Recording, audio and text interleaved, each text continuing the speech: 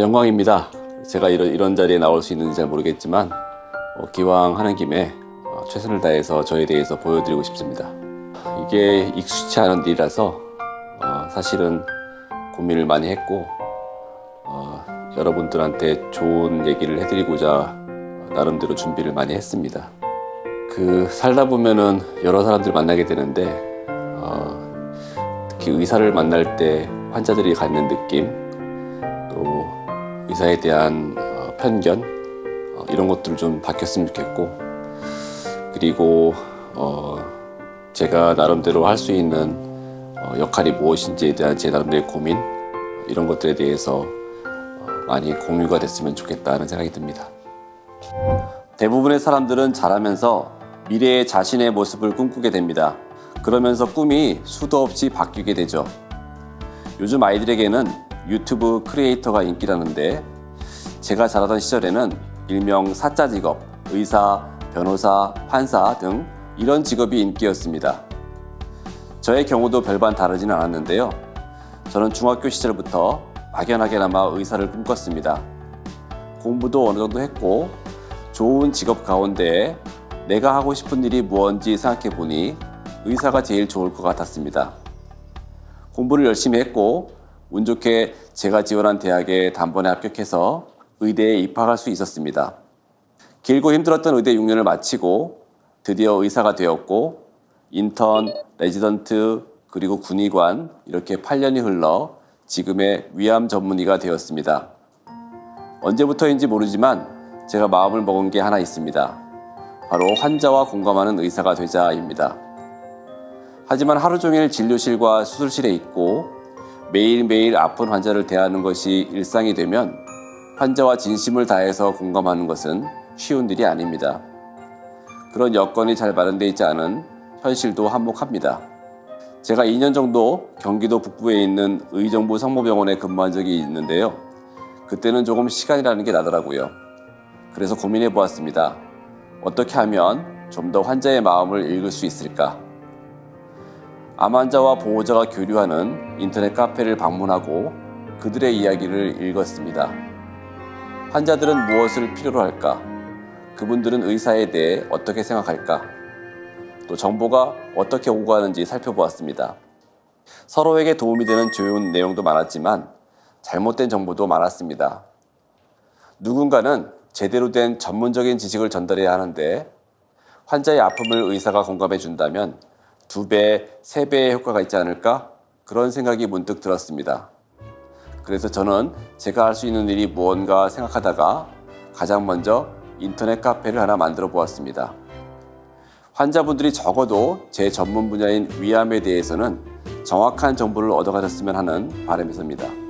그런데 이게 텍스트로 전달하는 데는 한계가 있더라고요.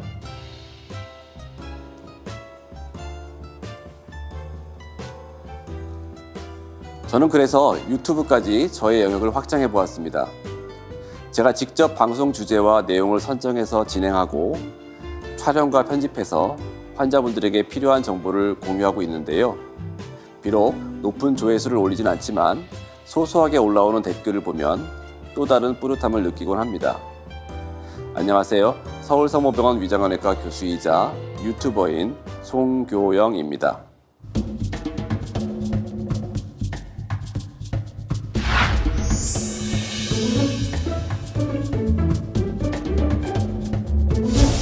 우리나라는 세계에서 위암이 많이 발생하는 나라 중 하나입니다.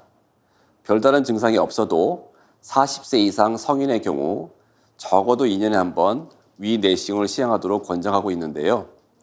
저를 찾는 환자분들 대부분이 위암 환자들입니다. 가벼운 감기도 아니고 암이라는 중한 병에 걸렸다고 생각하면 환자분들 대부분이 당황하고 경황이 없는 경우가 많습니다.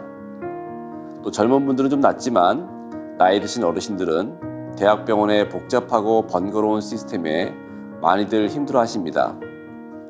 그리고 저희 병원이 고속버스 터미널과 가까이 있어서 보통 지방에서 새벽 첫 차로 올라오신 분들이 많으십니다. 그런데 이런 분들은 사실 저희 병원만 오시는 게 아닙니다. 보통 두세 곳의 진료를 이어서 예약을 하고 오시는 경우가 많습니다.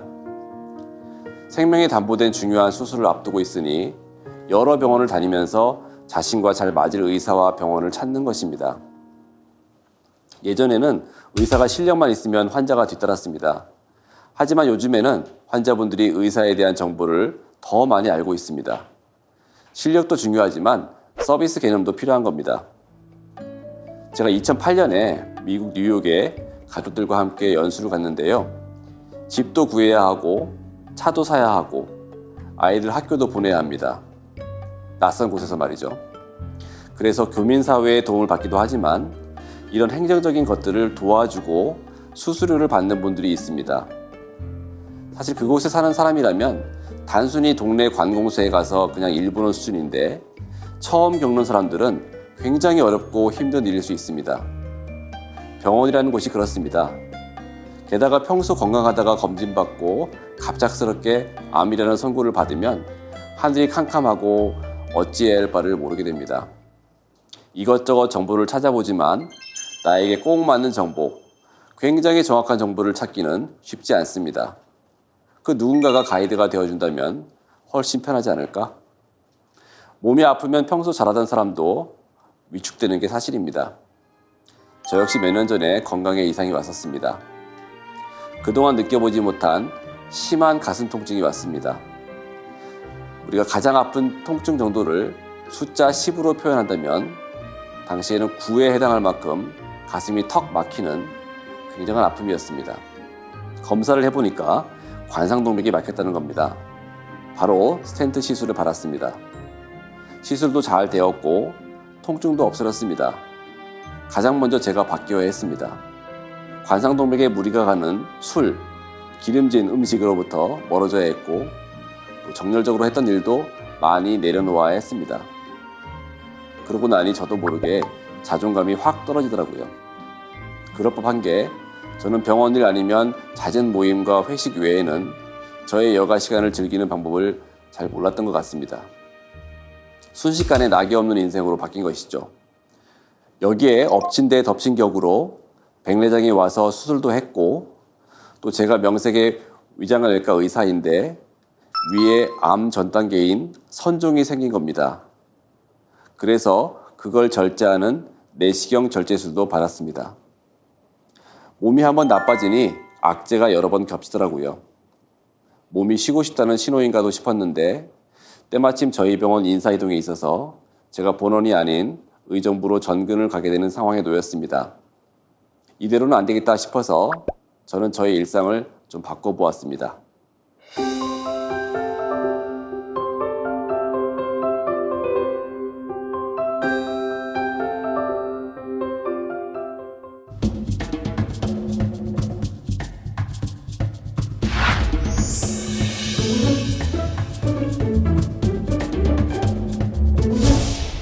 예전에는 시간이 없어서라는 구실이라도 있었는데 의정부에 전근을 간 이후에 저에게 여유 시간이 좀 생겼습니다.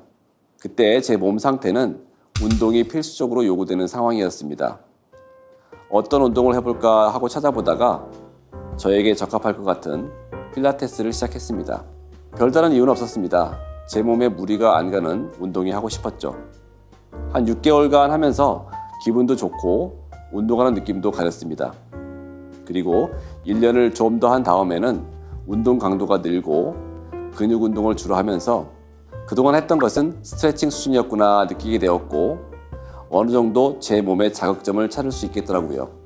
그러던 중 다시 서울 서모으로 돌아왔고 예전처럼 바쁜 일상을 보내게 되었습니다. 일정한 시간을 내서 운동한다는 것이 불가능한 일상이 되었습니다. 하지만 여기서 멈추면 1년 넘게 한 운동이 수포로 돌아가는 상황이었습니다. 아는 분은 아시겠지만 운동은 한번 세게 하고 마는 것이 아니라 꾸준히 하는 것이 중요합니다. 나만의 방식으로 지치지 않고 꾸준히 할 수 있는 운동이 필요한 거죠. 남들처럼 근사하게 근육이 나오는 운동을 하면 좋겠지만 지속하기는 힘드니까요. 저는 그래서 그동안 운동하면서 배운 동작 중에서 일상에서 할 수 있는 몇 가지 동작으로 나만의 운동 습관을 만들었습니다.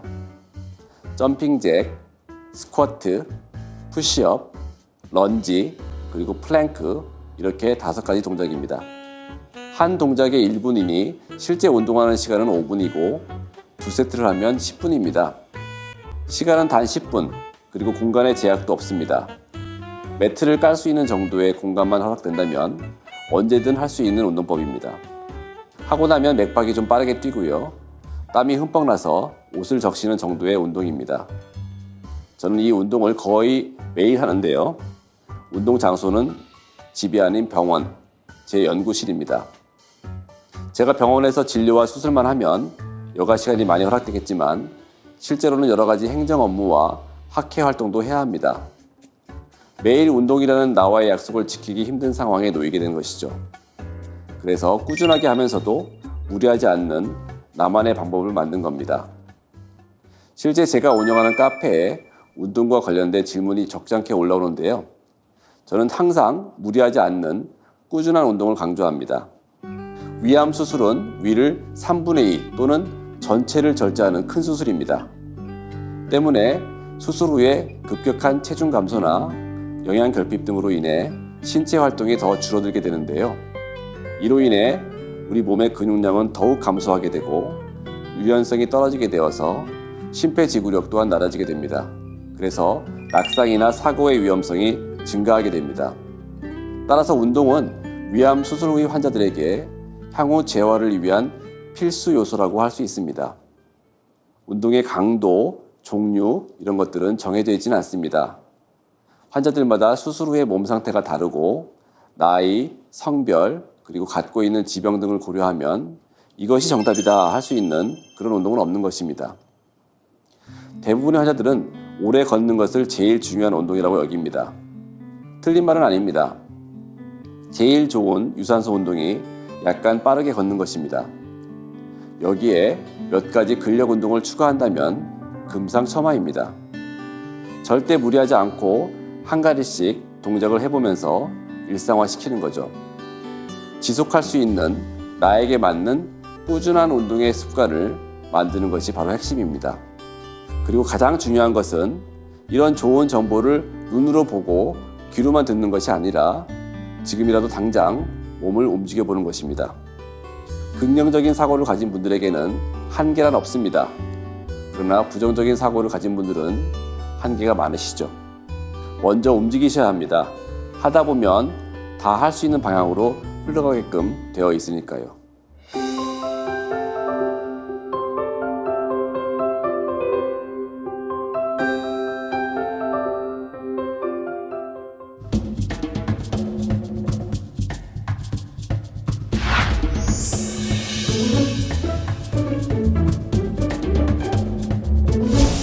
우리나라는 공식적으로 세계에서 위암을 가장 잘 치료하는 나라입니다.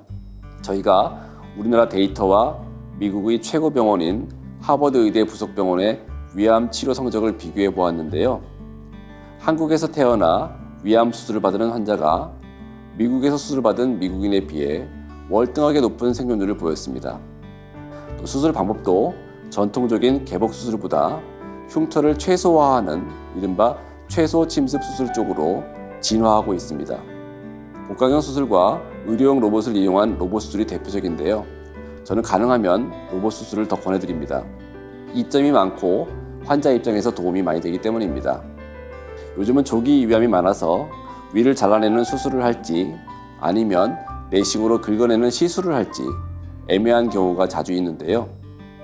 의사마다 권하는 치료 방법이 다를 수 있습니다.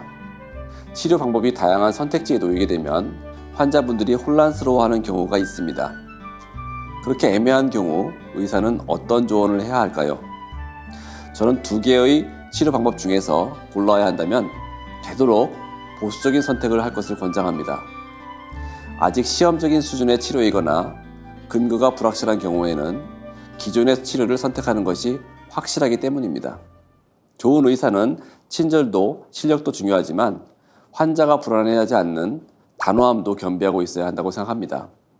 그래야 의사에게 환자도 믿음을 가지게 됩니다. 그리고 위암은 수술 후 관리가 수술 자체보다도 더 중요합니다. 보통 수술 후 5년 이후를 완치라고 보는데요. 제가 수술한 환자분들은 그 이후로도 정기적인 검사와 관리를 받습니다. 제가 운영하는 카페에 자주 올라오는 질문 중 하나가 위암 환자에게 좋은 음식, 먹으면 안 되는 것, 그리고 수술 후 관리와 같은 내용들입니다. 진료실에서는 보통 이루어질 수 없는 즉각적인 답변이 필요한 질문, 예를 들면 지금 아픈데 응급실에 가야 하는지, 약을 먹고 부작용이 있는데 중단해야 하는지, 그런 소통은 아주 도움이 됩니다. 제 환자가 아닌 분들도 많이 오셔서 질문합니다. 때로는 질문이 아니고 신세 한탄을 하거나 울기도 합니다. 그럴 때 필요한 것은 의학적인 상식이 아니고 그저 공감해 주는 겁니다. 환자들은 그런 공감을 애타게 바라고 있습니다. 수술 후에 복부 통증을 대다수가 경험하는데 아플 때마다 병원에 가야 하냐는 질문이 자주 올라옵니다. 특히 요즘 같은 코로나 시국에는 병원에 한번 오는 것도 쉽지 않죠. 그런데 배가 아픈 것도 참 여러 양상이 있습니다. 어떻게 배가 아프냐에 따라서 이게 통증인지 아니면 단순한 불편함인지 애매모호할 때가 있는데요. 저는 카페나 제가 운영하는 유튜브 채널에 이와 관련된 정보를 올려둡니다. 배가 아프면 먼저 식사를 금하시는 것이 좋습니다. 통증 주기가 나아지면 괜찮지만 통증의 주기가 짧아지거나 또 통증의 시간이 길어질 경우에는 응급실에 가야 합니다. 그리고 38도 이상의 발열 상태가 지속되거나 처방받은 진통제를 투여했음에도 불구하고 통증이 조절되지 않는다면 응급실에 가야 합니다. 작은 체중의 변화에도 환자들은 수술 후에 민감해집니다. 위암으로 인한 위절제술을 받은 대부분의 환자는 식사량의 감소로 체중이 빠지게 되는데요. 수술 후 3 내지 6개월 동안에는 본래 체중의 약 10%까지 감소한다고 되어 있습니다. 이후에 식사량이 늘어나면서 서서히 회복되지만 2, 3년 이내에 수술 전 몸무게로 돌아가는 일은 드뭅니다. 건강을 유지하기 위해서는 다양한 식품을 이용한 균형 잡힌 식사가 필요합니다. 위암의 발생 요인으로 알려진 짠 음식이나 불에 태운 음식, 또 육가공 식품은 피하시는 게 좋겠고요. 흡연과 음주도 삼가해야 합니다. 그렇다고 해서 또 몸에 좋은 음식만 골라 먹으면 균형이 맞질 않습니다. 신선한 야채와 과일을 많이 드시고 천연식품 위주로 고른 영양소를 섭취할 수 있도록 해야 합니다. 지속적인 관리와 유지가 건강을 지킬 수 있는 유일한 방법입니다.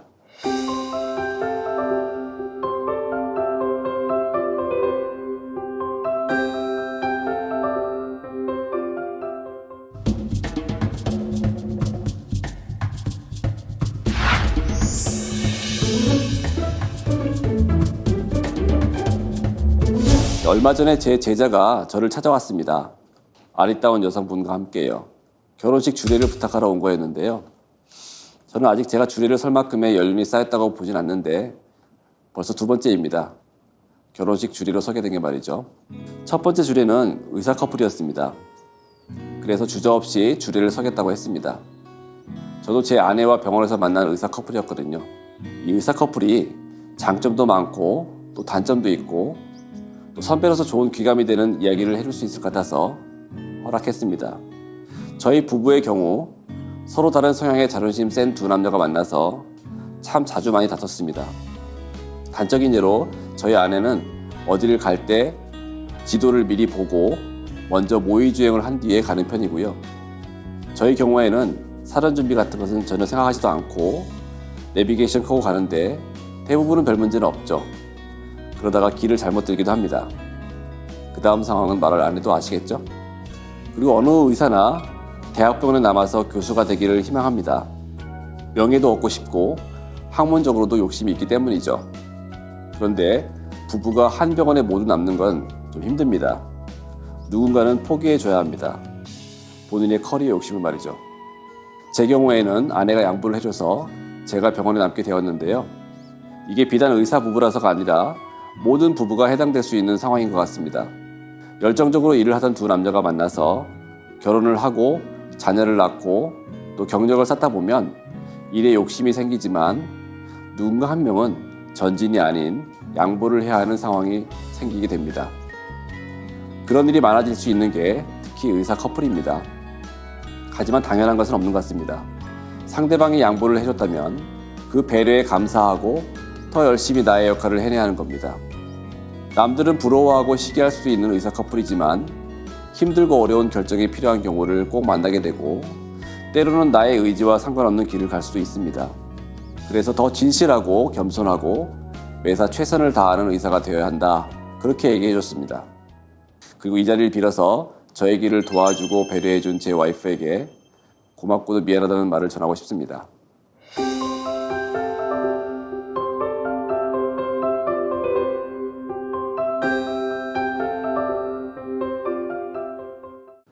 아파본 의사의 강연 재미있게 들어보셨나요? 저도 되짚어보니 몇 번의 위기 아닌 위기를 겪어낸 의사였네요. 아마도 제 몸의 신호였던 것 같습니다. 앞만 보고 달려온 제가 쉬어갈 수 있는 또 다른 나은 방법을 찾게 할 수 있는 몸이 준 신호 말입니다. 제가 환자분들에게 자주 하는 첫 마디가 어디에서 오셨네요 입니다. 지방에서 오신 분들은 뭘 타고 오셨는지, 얼마나 걸렸는지, 혹시 멀미를 하지 않으셨는지 여쭙습니다. 고생하셨다고 위로도 해드리고 몇 마디가 오고 가면 암으로 진단받고 걱정과 긴장으로 굳어진 몸과 마음이 서서히 풀어짐을 느낍니다. 보통 의사들은 환자의 병 자체에 대해서는 궁금해하지만 그들이 무엇을 느끼고 있고 무엇을 두려워하는지 어떤 말을 듣고 싶은지에 대해서 관심이 없는 경우가 많습니다. 환자들은 조금만 귀를 기울여주면 병의 절반은 나은 것 같은 안도감을 갖습니다. 오늘 제 강연을 어떤 경로로 찾아오셨습니까? 아니 어디서 오셨습니까? 방법이 어떻든 간에 잘 오셨고 좋은 시간이 되셨길 바라면서 매일 한 번쯤은 오늘 내 몸은 어땠는지 살펴봐 주십시오. 몸은 생각보다 우리에게 많은 신호를 주고 있답니다. 여러분, 몸을 아끼고 사랑해 주십시오. 오늘 저와 인연을 맺은 분들 제가 항상 응원하겠습니다. 저희 강연에 귀 기울여 주셔서 감사합니다.